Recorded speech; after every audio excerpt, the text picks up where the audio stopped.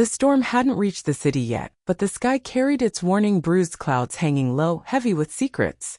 From the balcony of my high-rise apartment, the lights of downtown shimmered like they were breathing, pulsing with all the lives I wasn't living. And there she stood, soaked in the soft light from the open door, silent, still, and staring at me like I was the only thing holding her together, or tearing her apart. Her eyes. God, her eyes. They weren't just looking at me. They were searching me, peeling back the layers I spent years burying. And in that quiet, between the ache in her throat and the thudding of my pulse, I knew something had shifted. Whatever we were before this moment, friends, lovers, strangers with history, was gone. What came next I wasn't sure I was strong enough to face. But I knew one thing. She deserved the truth. Even if it broke her. It had been 5 years. 5 years since I left Ashbourne with nothing but a suitcase and a shattered sense of self.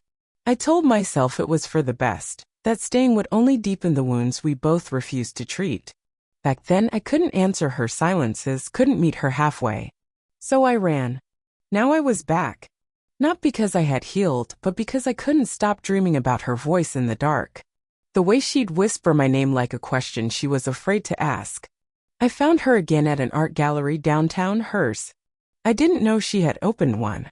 The place was drenched in her soul, muted tones, sharp shadows, and pieces that seemed to hurt and soothe at the same time.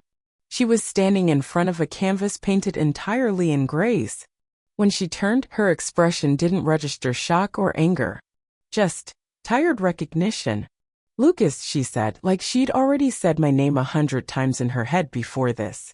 Ava, I replied, breath catching in my throat. We didn't hug. We didn't smile. But something old and fragile began to stir between us. We left the gallery and walked the old route down Pine Street, past the cafe where we first met, past the bookstore she used to hide in when life felt too loud. The rain started as a whisper on the pavement, and neither of us mentioned it. Why now? She finally asked. Because I kept hearing your silence in places you never stood. She didn't respond. Just nodded as if she understood too well the weight of unsaid things. When we reached her car, she paused. Do you want to come up? I didn't hesitate. Ava's apartment was warm, dim, and smelled like rain-soaked lavender. Everything was in its place, just like her. Controlled. Beautiful. Guarded. She poured us both a drink. Whiskey neat. The same kind we used to sip when the nights were too honest. I kept your letters, she said softly, handing me the glass. I never sent them. I know. There it was again, that impossible understanding between us. The kind only people who have loved and hurt each other deeply can ever really share. We sat in silence for a while. And in that silence, every heartbeat felt like a conversation we weren't ready to have. I thought I was doing the right thing, I said finally. You always did, she replied. Even when it hurt me. I turned to face her. She didn't look angry, just sad. Like she'd already mourned me and didn't have the energy to do it again. I didn't know how to stay, I said. You didn't know how to fight, she countered. The air between us grew thick, filled with memory and ache. We were young, I offered. No, she said. We were scared. Her fingers brushed mine when she took my empty glass. I looked at her, really looked, and saw the war behind her calm. The way her chest rose a little faster. The flush in her cheeks. The tremble in her lips. She still felt it too. Ava. I started. Don't, she whispered. If you say my name like that again, I won't be able to pretend I'm over you. My heart cracked open. So I said nothing. Just stood, walked to her, and pressed my forehead to hers. We stood there trembling, not kissing, not touching beyond that simple connection. But it was more intimate than anything I had felt in years. I missed your silence, I finally said. And that was what undid her. We didn't rush into anything. There were no cinematic embraces or thunderous confessions. Just two people sharing space. Vulnerable, scarred, still learning how to breathe near each other. She showed me a new painting, unfinished. It's about you, she said. I stared at the streaks of dark and light across the canvas. There was movement in it, tension, hope, and grief. So much grief. I'm sorry, I said. I'm not, she replied. If you hadn't left, I wouldn't have found myself. But would we have found each other again? I don't know. And neither did I. Outside, the rain finally poured. We sat by the window, legs tangled under a shared blanket, her head resting on my shoulder. There was no need to fill the silence anymore. It held us, like the pause in a song before the note that changes everything. Do you still write? She asked. Not since I lost the words. You didn't lose them, she said.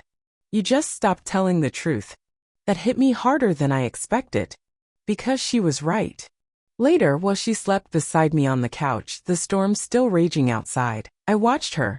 Not in a possessive way. In a reverent one. Her hair spilled over the pillow like a memory. Her hand rested just close enough to mine to hurt. And in that quiet space I knew. She was asking questions without speaking. Questions like, would you leave again? Could you love me the way I needed, not just the way you knew how? Can broken people build something whole? And I didn't have the answers. Not yet. But maybe love wasn't about certainty. Maybe it was about the willingness to stay despite the doubt. I woke to the smell of coffee and the gentle clink of ceramic mugs. Ava stood in the kitchen, hair messy, one sock on, the other forgotten. She looked real, tangible, like a life I could reach for if I was brave enough. Breakfast? She asked, not looking at me. Depends, I said. Am I staying long enough to eat it? She finally turned to me, her expression unreadable, but her voice soft. I don't know, Lucas.